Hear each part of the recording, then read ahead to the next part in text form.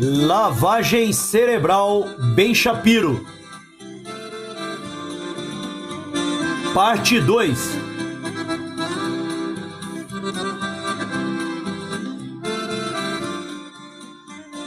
Política partidária. Os democratas liberais dominam a cena universitária. Não deveria ser surpresa, mas a extensão do domínio democrata é surreal. A porcentagem de democratas ensinando no sistema universitário se assemelha ao número de comunistas no governo cubano. Para revisarmos, 84% dos professores votam em Al Gore para presidente nas eleições de 2000. Apenas 9% votaram em George W. Bush, enquanto 57% dos professores identificaram-se democratas. Somente 3% disseram-se republicanos. 1. A enorme quantidade de 79% dos professores afirmou que as políticas que George W. Bush impetrara eram conservadoras demais. 2. Dos 78 professores de ciências políticas nas universidades do estado do Colorado, 45 são oficialmente democratas, enquanto apenas 9 republicanos. 3.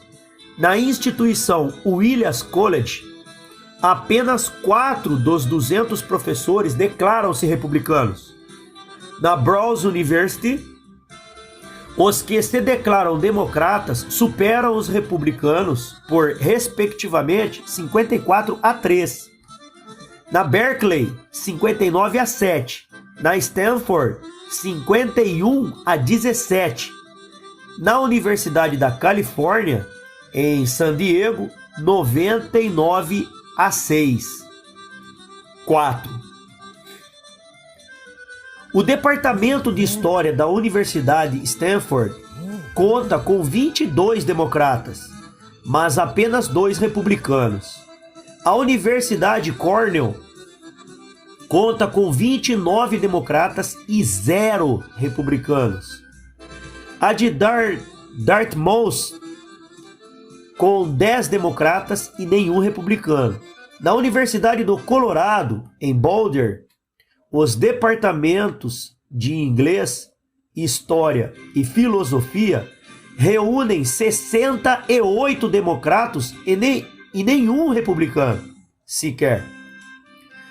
Na mesma universidade, 184 de 190 professores de ciências sociais e humanidades identificaram-se como democratas, 5. Inclusive, mesmo na USLA, que tanto amo, os números são assustadores. 31 professores de inglês têm filiação partidária. 29 deles são filiados ao Partido Democrata, ou ao Partido Verde, ou algum outro partido político de esquerda. Dos 13 professores de jornalismo com filiação registrada, 12 são filiados a partidos esquerdistas. 53 dos 56 professores de história são filiados a partido de esquerda. 31 dos 33 professores de estudos femininos são filiados a partidos esquerdistas. 6. Os poucos professores conservadores são capazes de sair do armário por medo de retaliação. Eles são incapazes de sair do armário por medo de retaliação por parte dos colegas e da administração da universidade. O professor Roberto Maranto, da Universidade Vila Nova, explica: enquanto batalham por diversidade étnica, a universidade opõe-se deliberadamente à diversidade ideológica. Pesquisas mostram que não mais que cerca de 10% do corpo docente de ciências sociais e humanidades votam no Partido Republicano. Maranto cita o caso de um sociólogo que deixou o meio acadêmico depois de tornar-se um conservador. Abre aspas para ele. Quando decidi passar por o lado dos republicanos, o alvoroço tomou conta. O sociólogo relata. Foi como se eu tivesse me transformado num molestador de crianças. Ninguém quer ficar onde todos odeiam você. Fecha aspas. 7.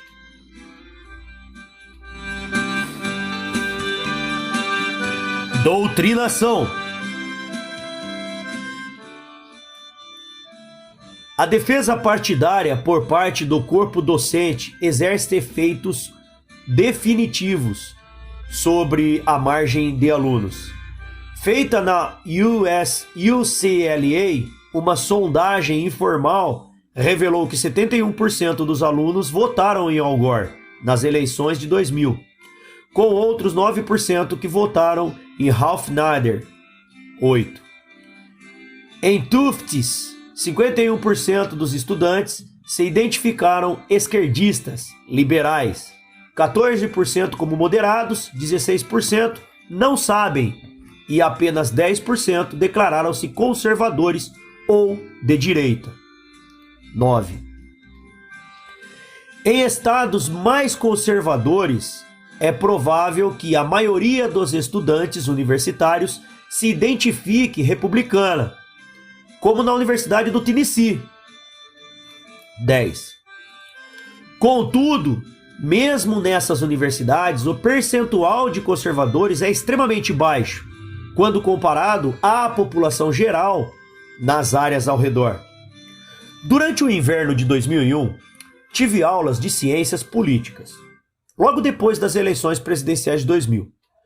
O nome do curso era Introdução à Política Mundial, com mais ou menos 300 alunos matriculados. No começo do trimestre, o professor fez uma pergunta para os alunos levantarem a mão. Abre aspas. Quem votou em Al Gore e quem votou em George W. Bush? Cerca de 250 levantaram para Al Gore e mais ou menos 15 levantaram para George W. Bush. Também levantei a minha mão, embora eu tivesse apenas 17 anos. Naquele momento, percebi que Bush precisava de todo o apoio possível naquela sala de aula. O professor então perguntou: quem considerou o processo eleitoral justo? Cerca de 15 alunos, incluindo eu, levantaram a mão. O professor finalmente perguntou: se Al Gore tivesse vencido as eleições, quem aqui teria considerado justa? Desta vez, quase todos levantaram a mão. Opinião típica do círculo eleitoral democrata. O sistema só funciona se o meu partido ganha. Os democratas que administram as universidades não separam a política do ensino, nem um pouco. Na verdade, a agenda do Partido Democrata mostra muito bem o tipo de material que os professores enfiam goela abaixo em suas audiências cativas.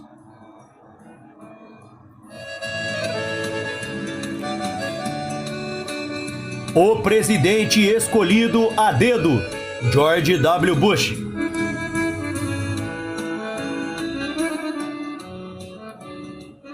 Logo após as eleições presidenciais de 2000, professores universitários começaram a retratar George W. Bush como um presidente ilegítimo, escolhido a dedo, vomitando toda a narrativa já esperada sobre a alegada estupidez e o analfabetismo de Bush. O legado da democracia havia sido destruído pelo enorme embuste que foi a eleição do então presidente. Robert Watson, professor de inglês na UCLA, escreveu um artigo para o Daily Bruin, uma semana antes da posse de George W. Bush. Texto brutal, cínico e absolutamente escandaloso. Abre aspas. Não podemos impedir sua posse, mas também não podemos deixá-lo achando que merece a posição. Fecha aspas. Watson inventou denúncias acusando a campanha de Bush de intimidação das massas e fraudes do sistema jurídico. Então, Watson jogou uma cartada racial, afirmando que Bush havia conseguido sua gloriosa posição porque privou sistematicamente as minorias raciais e caçou do povo seus direitos iguais de voto. Bush arrancou a maioria conservadora republicana da Suprema Corte dos Estados Unidos para passar por cima da lei estatal. Os porta-vozes de Bush eram homens de desonestidade intelectual, indiferença ética e feiura espiritual. E John Ashcroft, procurador-geral, carregava o histórico perpétuo de oposição contra os negros e é contra a justiça social. Transportando melodramas e metáforas, Watson afirmou, abre aspas, vamos nos encontrar no dia 20 de janeiro, enquanto George W. Bush faz seu juramento de servir a Constituição, que agora está minando, para talvez por valor simbólico, cada um de nós segurar uma vela e de um lado queimar pedaços de papel dizendo voto secreto e democracia, e do outro verdade e igualdade. Fecha aspas. 11. Watson, no entanto, não para por aí com seu protesto de um homem só. Ele promoveu um encontro de aproximadamente 30 pessoas na noite da posse de Bush. Abre aspas. Algo verdadeiramente escandaloso e destrutivo aconteceu e os partidários de Bush, cínicos que são, esperavam que todo mundo fosse esquecer disso. Aos que desejam resistir, considero importante nos conscientizarmos de que não estamos sozinhos.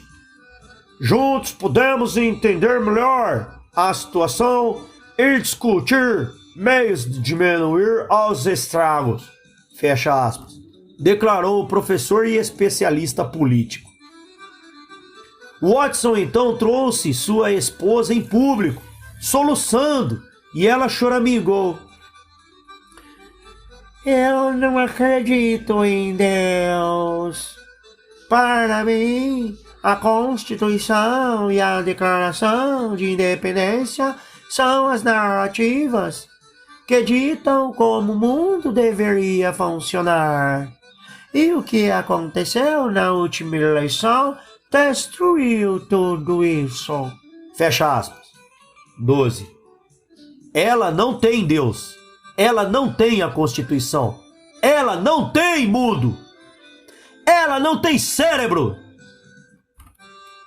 Matthew Ball, professor de ciências políticas da UCLA, disse que as eleições de 2000 esticaram a legitimidade. 13.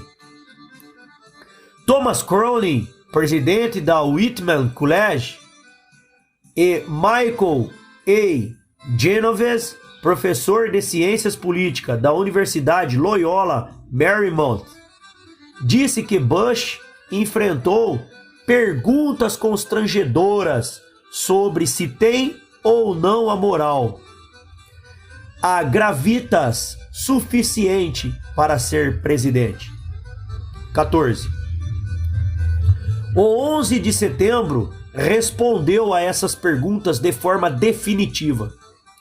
Richard Falk, professor da Princeton, chamou a decisão da Suprema Corte de dúbia, beirando o escândalo, aparentemente inconsistente com a visão conservadora de federalismo e de forma suspeita ligada à promoção de um resultado político partidário.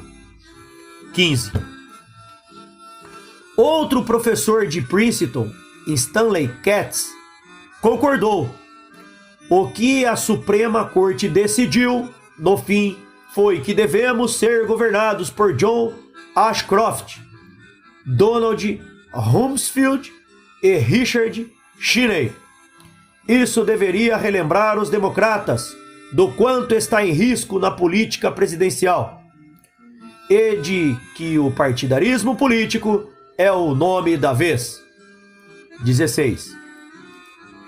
Gwendolyn Mink, professor na Universidade da Califórnia em Santa Cruz, declarou, abre aspas, a Suprema Corte não só fraudou as eleições de 2000, mas também transformou nossa ordem constitucional. Fecha aspas. Ouvir esses professores falando faz o cidadão pensar que a Suprema Corte é repleta de neofascistas, que se diverte queimando a bandeira americana. Bush é um político ilegítimo e não tem gravitas. John Ashcroft é um intolerante. A Suprema Corte é motivada por favoritismos e políticas partidárias. Graças a Deus que os professores universitários estão aqui para salvar a América de pessoas tão podres.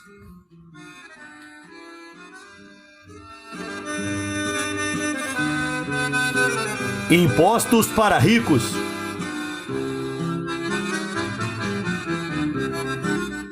Uma das caricaturas favoritas e mais usadas por parte dos professores universitários é o famoso argumento antirrepublicano: impostos para os ricos. De acordo com eles, os ricos não merecem o próprio dinheiro. Pelo contrário, o pobre é que merece o dinheiro do rico. Portanto, o governo deveria tomar a fortuna dos ricos, mediante altos impostos, e dar aos pobres. Se determinada estrutura administrativa não consegue tomar dinheiro suficiente do rico ou lhe retorna a tributação, essa administração é maligna e odeia o pobre. Logo, o corte de impostos beneficia unicamente os ricos. O argumento em torno do corte de impostos para os ricos é totalmente ilusório. Para começo de conversa, a maioria daqueles que a esquerda classifica como ricos não está nadando no dinheiro. Minha família provavelmente seria classificada como rica, se baseada na renda conjunta dos meus pais. Mas ambos pagam escola particular para 3 filhos e arcam com hipoteca e despesas comuns. Bom, eu ainda estou esperando meu mordomo, chamado Alfred, cair do céu. E, de acordo com alguns, minha mãe, esforçada produtora executiva de televisão, e meu pai, escritor e compositor, deveriam pagar quase 50% do que ganham para o governo.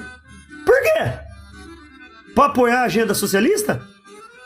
Que desencorajam o trabalho duro e incentivam a dependência do governo? Não há como negar que o corte de impostos retorna dinheiro para o rico, mas isso porque ele é o que paga a maior parte. O corte de impostos fornece dinheiro para a classe de alta renda, mas ela não pega esse valor e simplesmente o guarda debaixo do colchão. Seus integrantes usam as finanças para começar novos negócios, eles investem no mercado de ações, geram empregos e renda para classes mais baixas. Não de acordo com os professores universitários, é claro. Menos de 10% dos professores apoiam o plano de impostos de Bush. E apenas 3% do corpo docente titular o veem com bons olhos. 17. Mary Corey, professora de História da UCLC, considera incômoda qualquer taxa permanente de impostos menores. 18. Incômoda? Uma dor de dente é incômoda. Corte de impostos é um requisito mínimo para uma economia saudável. Lynn Vavreck, professora na UCLA,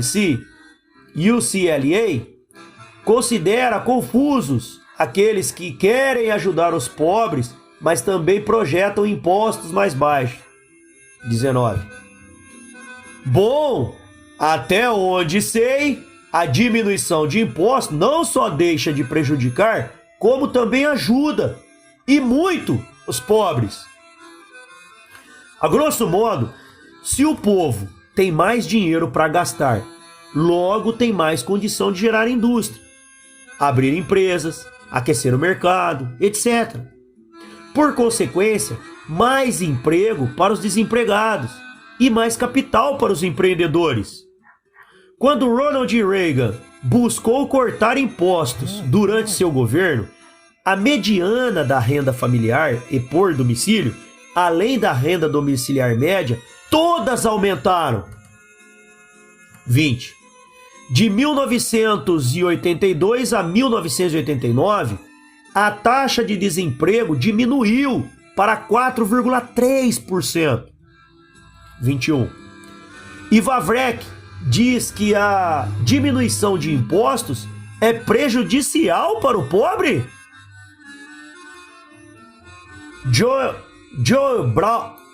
Joel Brown, professor da Universidade Estadual de Nova York, em Stony Brook, afirmou, abre aspas, ao invés de um conservadorismo compassivo e de movimentações a fim de não deixar nenhum americano para trás, enfrentamos uma proposta que atende ao segmento mais rico da população.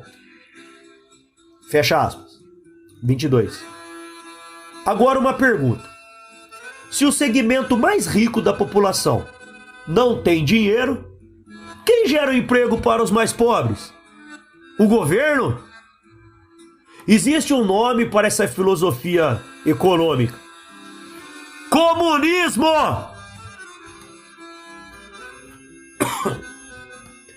Ellen Frank, uma professora da Emmanuel College, concordou com Brown. Abre aspas para ela. Se esse corte de impostos passar, o Congresso terá conseguido usar o excedente da Previdência Social e a receita pública do sistema de saúde para financiar o corte de impostos em favor dos mais ricos. Fecha aspas. 23. Palavras que não passam de estrume! O corte de impostos executado por Bush excluiu impostos por todo o país, não só para o rico. E, novamente, por que tantos ataques contra o fato de ricos retendo mais do próprio dinheiro? David E. Kahn, professor de economia da Universidade da Califórnia em Santa Cruz, disse que o plano de impostos de Bush, abre aspas, serviria não para estimular a economia e aumentar o investimento, como anunciado, mas, pelo contrário, agravaria ainda mais a injustiça que é abundante na nação. Fecha aspas. 24.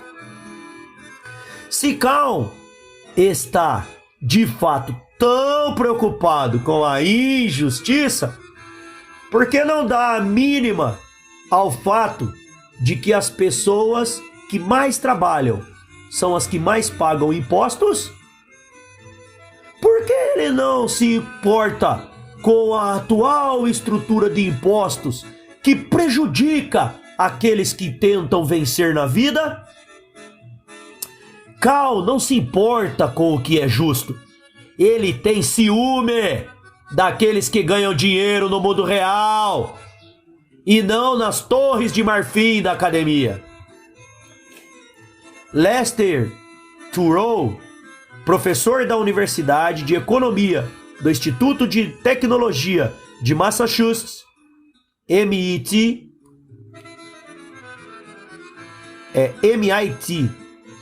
e reitor emérito, teme que, abre aspas para ele, se Bush e os republicanos conseguirem implementar um corte de impostos tão grande quanto o de Reagan, em 1980, voltaremos ao buraco do déficit. Fecha aspas. 25. 3 perguntas. Primeiro, Reagan não entrou no governo após Jim Carter, que na teoria havia arruinado toda a economia? Segundo, a economia americana não experimentou o maior crescimento da história sob os cuidados de Reagan? E terceiro, por que cortar os gastos do governo não é uma alternativa viável no lugar de manter altos impostos? Escrevendo para o jornal Daily Bruin, Robert Watson, professor da UCLA, declara, abre aspas, é maravilhoso ver tantos Robin Hoods inversos saindo de trás das árvores para proteger das críticas os ricos e poderosos. Fecha aspas. 26. Você também sente o cheiro da inveja por aqui? Depois que Theodore Anderson, professor de economia na UCLA, confrontou o analfabetismo econômico de Watson em carta ao Daily Bruin, Watson retrucou. Nota, o professor Watson consegue dar aula de vez em quando, sempre que as consegue encaixar em sua agenda de textos escritos para o jornal universitário. Watson expressou sua ira contra os políticos da direita, que justificam limitar serviços sociais em prol dos cortes de impostos para aqueles que já são ricos. 27. Percebe-se que o professor não entendeu nada. Serviços sociais não se limitam a corte de impostos. Em primeiro lugar, o valor dos impostos é que custeia os serviços sociais. É uma completa falsidade agir como se esse dinheiro aparecesse de forma mágica. Como se cortar impostos roubasse essa mágica e daí entregasse aos ricos. Mas, novamente, desde quando os esquerdistas se importam com a verdade?